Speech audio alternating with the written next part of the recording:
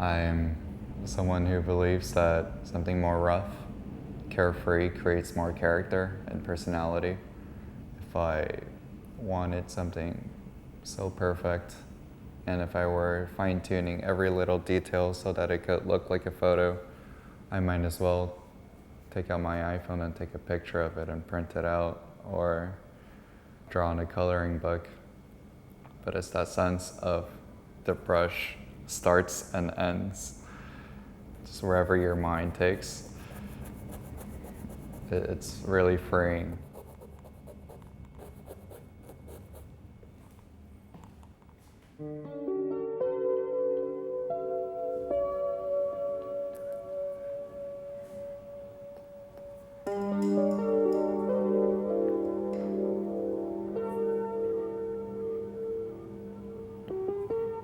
In my paintings, I try not to get married to one idea.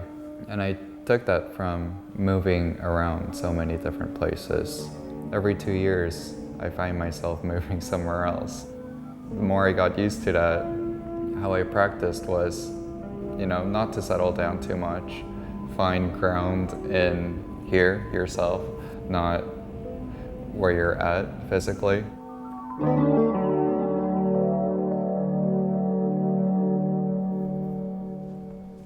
I like to start multiple paintings at once. When I'm too fixated on one painting, I would move on to the next, and then on to the next. And by the time it comes full circle, I can approach that painting that I was stuck with a new perspective.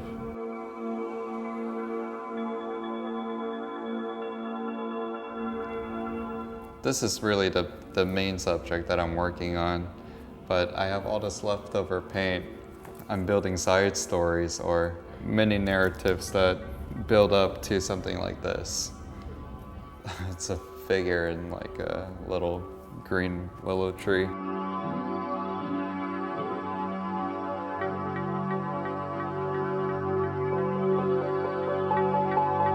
That was one of my first paintings.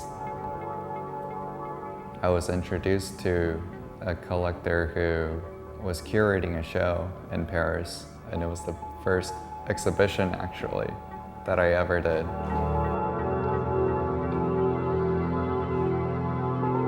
That painting in Paris didn't sell, and it really crushed me. It was so important for me that if I made this big commitment, it would find a new house. When they asked that if I want it back, I actually didn't tell them that I wanted it, because having it returned and seeing it every day would just hurt me so much that I would just prefer not to see it.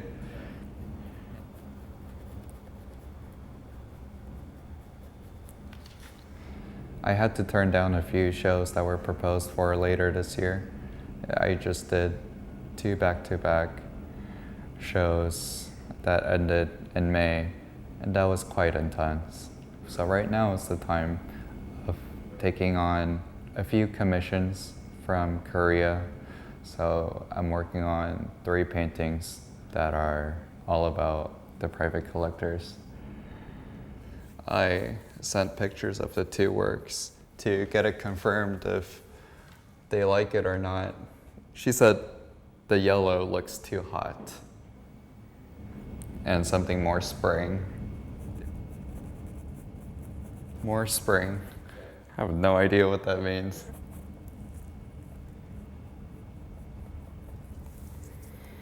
I don't like what I just did at all.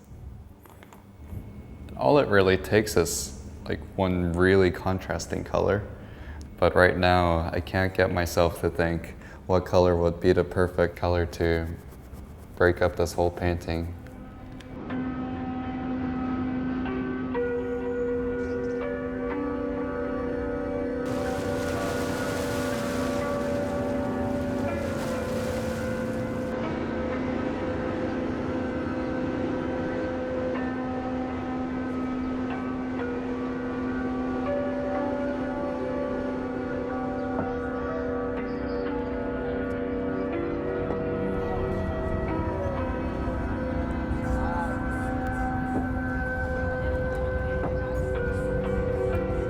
Things are more rewarding for me if you don't take things too preciously.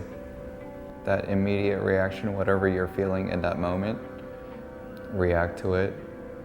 Whatever that comes out of it is what it is. Don't get married to one idea. That's what painting is for me.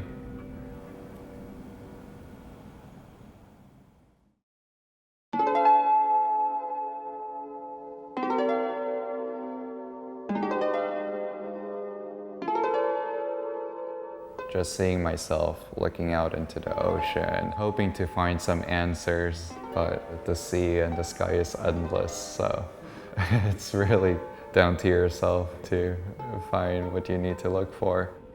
I was short-sighted, being so full in that emotion of rejection. How can you abandon something just because someone else didn't find belonging in it?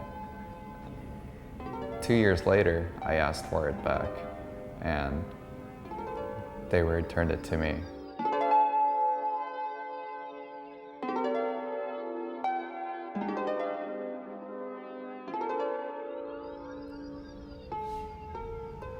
I'm wondering if this blue is the problem, or if the yellow is the problem.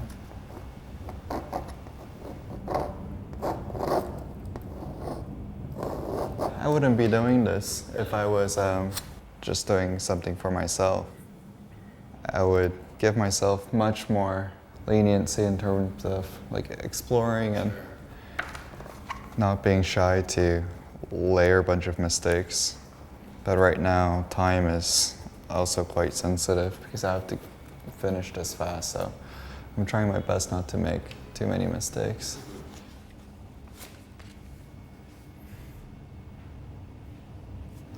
Just can't get this perfect color.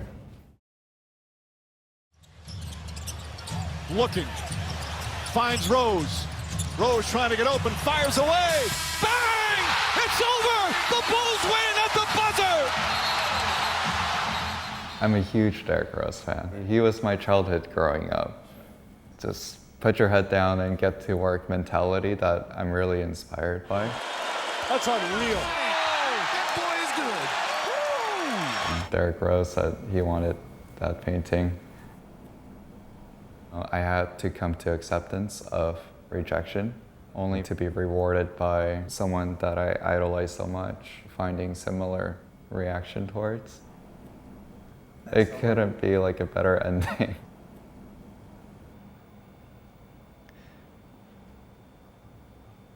I think it's vague enough to be open to interpretation, but also there's clues of, literal depictions of nature, so the aim is to meet in the middle ground between like fantasy and reality.